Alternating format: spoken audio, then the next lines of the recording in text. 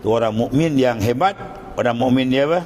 Meninggalkan dunia sebelum dia meninggal dunia. Tu mukmin yang hebat.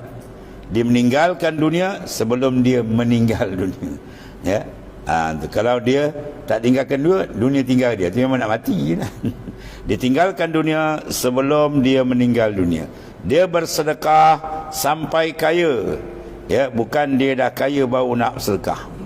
Dia berdakwah sampai jadi alim, bukan dah alim baru nak berdakwah.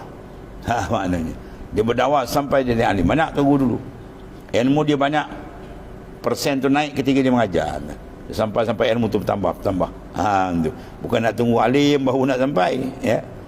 Dan dia datang ke masjid sampai tua, bukan dah tua pun nak datang masjid. Dia datang ke masjid sampai tua, sampai ke mati. Dia majlis ilmu dan sebagainya. Bukan dah tua nak mati, nak mam pun nak pergi masjid. Kan? Tu setengah daripada dia. Bukan dah tua, ya, baru nak pergi ke masjid, tentulah. Dan beramal sampai ikhlas. Jangan dia nak tunggu ikhlas baru nak beramal. Saya ini bukan tak nak beramal, tapi belum ikhlas lah. Mau nak beri ikhlas, kau tunggu malaikat maut sampai. Buat amal sampai ikhlas. Itu maknanya, ya.